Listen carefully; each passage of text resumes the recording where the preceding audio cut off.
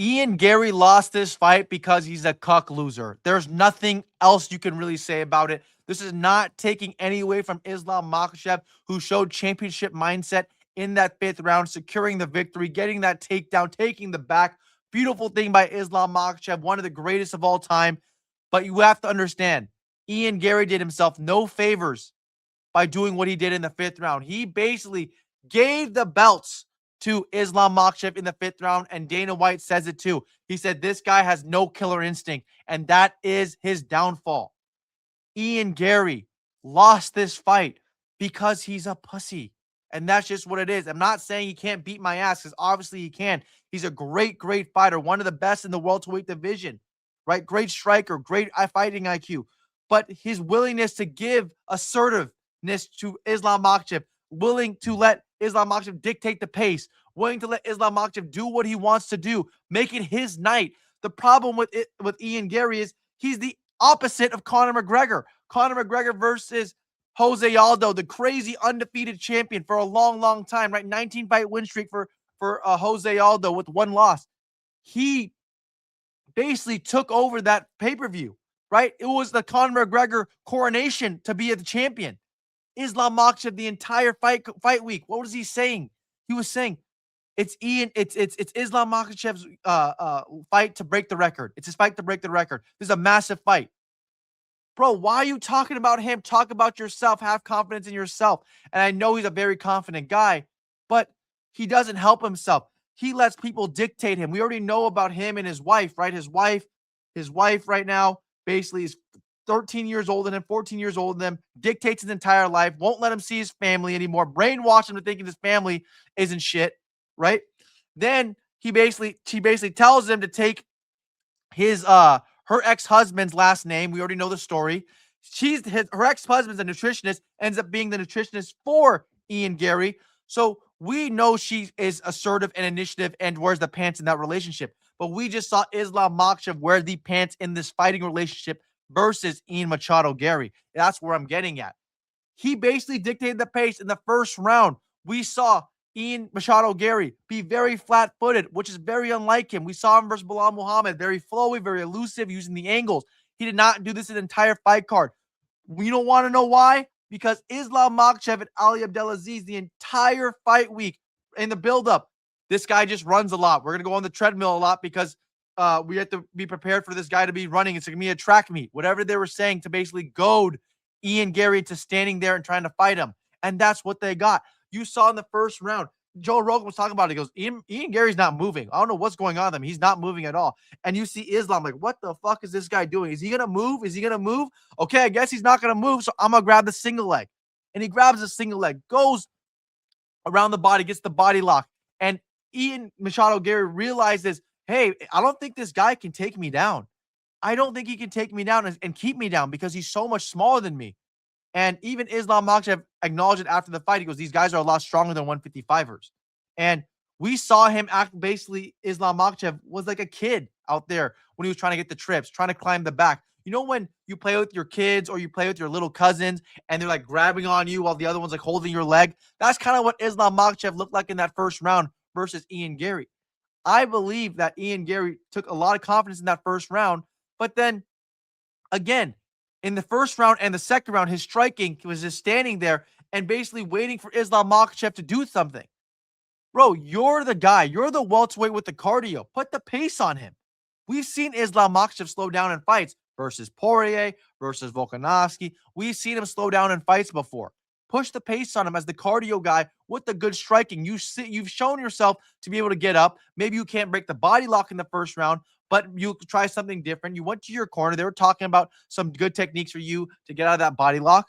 Let's implement that. But no, Ian Garry's like, you know what? I'm going to wait for Islam Makhachev in the second round. And he even gets hurt badly by Islam Makhachev, which forces him to clinch and then drives Islam Makhachev back to the cage side.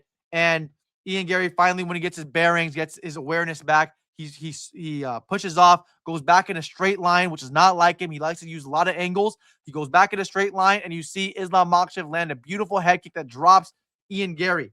Ian Garry, though, is a very, very good fighter. Even though he's dropped, he still has his senses, and he's thinking, okay, do not give up a Darce. Do not give up a dart. Do not give up my back. You see him stand in that turtle position where his elbows are connected to his thigh, the same way that Craig Jones talks about it in his instructional just stand up or whatever it is. You see Ian Garry use that type of defense to stop Islam Makhachev going for the dark, swimming under to find any hooks. It was beautiful to see by Ian Garry. The third round happens. You see Islam Makhachev take a lot of deep breaths. He gets a little bit tired, right? His body looks a little bit bigger, a little bit more full of blood because of the grappling, because of the adrenaline. Whatever happened in that first 2 rounds, he looks a little bit tired. And you see Ian Machado Garry basically not even breaking a sweat. He looks fresh. And then what happens? He wins that third round. He does very, very well, right? He lands a beautiful head kick that hits Islam Makhachev, that even cuts him right underneath the eye. Wins the third round. I thought he won the fourth round. These guys did not, though. Sal Diamato and Mike Bell, they gave it 10-9 Islam Makhachev in the fourth round. I thought Ian Garry won the fourth round. I think Team Dagestan and Khabib Nurmagomedov also thought it was 2-2 going into the fifth round. And Ian Machado Garry was landing the better shots, lands a nice body kick. Islam Makhachev really stalling around the cage. And you see Ian Machado Garry really damage the face of Islam Makhachev using the knuckles on some close punches. But what happens after that? Now your corner is telling you, you know what? You need a finish here. It looked like a finish for you for Ian Garry. They're not sugarcoating it. They're saying, hey, you need to go for it. It could be 2-2, but it might be 3-1, and you might need to go for it. And Ian Machado Garry's like, okay, I got to go for it. If you're Ian Machado Garry, knowing Islam Makhachev is absolutely gassed, what are you thinking? You're thinking, okay, I know he's tired. I know he has energy right now. I know it's a very close fight. It's 2-2 most likely. What should we do? I know Islam Makhachev, he wants to get the takedown. I need to do my best because I have great cardio. I'm still intact. I'm not breathing heavy. I need to do my best to be able to stuff any takedown attempts by Islam Makhachev. The same way I was sitting out in the first round when it didn't work. It worked in the third round. Let's have it work in the fifth round right here where I sit out, peel the back, and then take the back from Islam Makhachev, making him absolutely gassed and trying to finish him there, or even trying to win the fifth round because we know it's a close fight. Obviously, he did not know it was 3-1, but only if he knew it was 3-1, maybe he would have gone for it more. But again, he's a fighter. He should know this is his moment.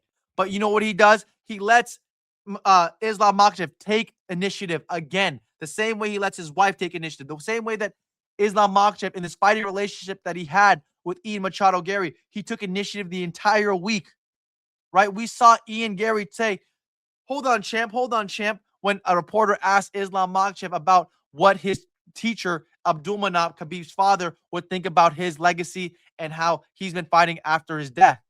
And he didn't want to answer it, Islam Makhachev, because he said, my fight, I'm still going as a fighter. Let's answer this question when I'm retired. And then you see Ian Machado Garry, the main character syndrome that this guy has. He's like, you know what, champ? Hey, let me answer this for you. I never met Abdulmanap ever in my life, but let me talk about him for you. Let's talk about how he thinks you're a great champion. He will be very proud of you. You never met the guy, buddy. This is his moment. This is an emotional question for Islam. And why are you taking the reins here? You sugarcoat things to Shavkat. You sugarcoat things to Islam. And that's the problem with you. But to Neil Magny, you go on a podcast where you're saying women should rule the world. You're going on a podcast saying, I could have finished Neil Magny whenever I wanted to in that fight, but I wanted to make him suffer for 15 minutes. Where's that killer instinct when you're fighting Shavkat or fighting for the championship belt in UFC 330 versus Islam Makhachev, one of the greatest of all time? You have the opportunity to beat the greatest of all time. After the fourth round, you're thinking, okay, I got to stuff the takedowns. Oh my God, I'm about to beat the greatest of all time. I could be that guy who's going to be the next wavelength of fighters, the next GOAT, right? Next best welterweight. One of the best wins in welterweight history is beating Islam Makhachev. And he didn't even knock him out.